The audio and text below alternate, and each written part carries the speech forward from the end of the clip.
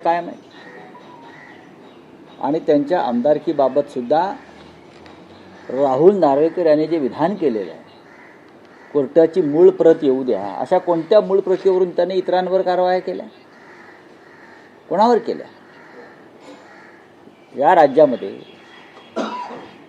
भ्रष्टाचार सहन केला जाणार नाही, किंबहुना देशामध्ये, असे मोदी आणि फडणवीस सांगतात. आणि भ्रष्टाचाराला कशा प्रकारे ते उत्तेजन देत आहेत. भ्रष्टाचार आणि ड्रग्जच्या विळख्यामध्ये महाराष्ट्र सापडलेला आहे आणि हे ड्रग्जचे रॅकेट फडणवीस कॅबिनेटच्या मंत्र्यांच्या घरापर्यंत पोहोचल्या तरी फडणवीस गप्प आहेत. महाराष्ट्राची तरुण पिढी ही ड्रग्जच्या विळख्यात पूर्णपणे फसली आहे.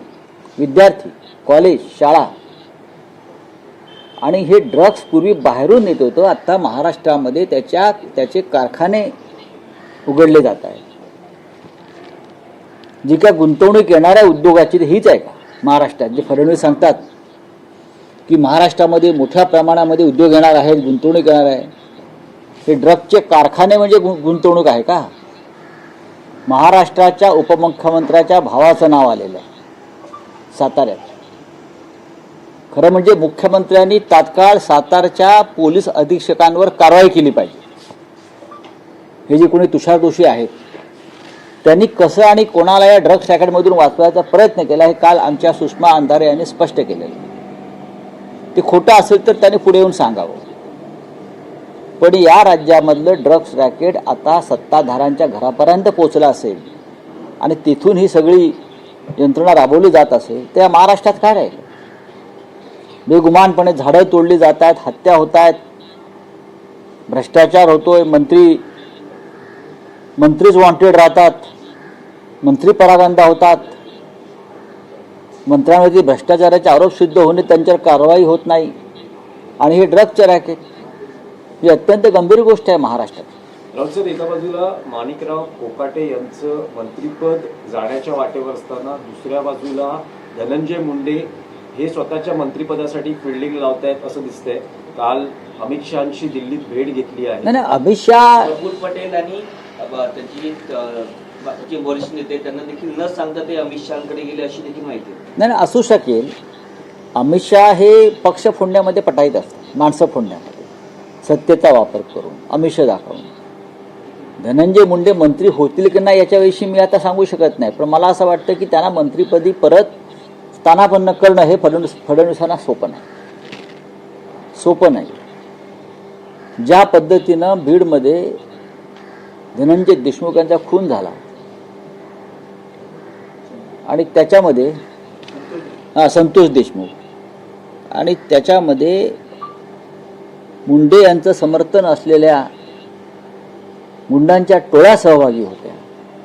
याच कारणासाठी त्यांना मंत्रिपदावरून जावं लागलं ना. मग ते कारण संपलं का? अजूनही वाल्मिक कराड जेलमध्ये आहे, अजूनही खटला संपलेला नाही. अशा वेळेला ज्यांच्यावरती गंभीर स्वरूपाचे आरोप आणि गुन्हे होते अशांना परत मंत्रिमंडळात घेण्याचं पाप फडणवीस करतील असं मला वाटत नाही. 2 मंत्री फडणवीस मंत्रिमंडळातले भ्रष्टाचार आणि गुंडागर्दी या आरोपावरून जात आहेत किंवा गेले. हा या सरकारला लागलेला काळीमा आहे. 2 मंत्री गेले एकाच गटाचे. खरं म्हणजे शिंदे गटाचे असे असंख्य मंत्री आहेत, त्यांना तात्काळ बरखास्त केलं पाहिजे. पैशाच्या बॅगा दाखवत आहेत, पैसे मोजताना दिसत आहेत, असे असंख्य विषय आहेत. पण देवेंद्र फडणवीस टप्प्याटप्प्यानं गेम करतील, टप्प्याटप्प्यानं, आणि शेवटचा घाव ते मिंद्यांवरच घालतील याची मला पूर्ण खात्री आहे. धनंजय मुंडे नंतर आता माणिकराव कोकाटे. नाही, कोकाटे ही हिट विकेट आहे. कोकाटे ही स्वतःच त्यांनी खड्ड्यात उडी मारलेली आहे. जर त्यांची केस आपण पाहिली, सदनिका लाटण्याची खोटी कागदपत्र देऊन, ती आताची नाही आहे ना, फक्त योग्य वेळी ती बाहेर आली. ते कसं फडणवीसांमध्ये नक्कीच आहे. पण राऊत साहेब, अगदी शेवटच्या क्षणापर्यंत कोकाटेंना वाचवण्याचा सरकारचा प्रयत्न अजूनही सुरू आहे, पण तो का असावा असं तुमचं मत आहे? अजूनही सुरू आहे.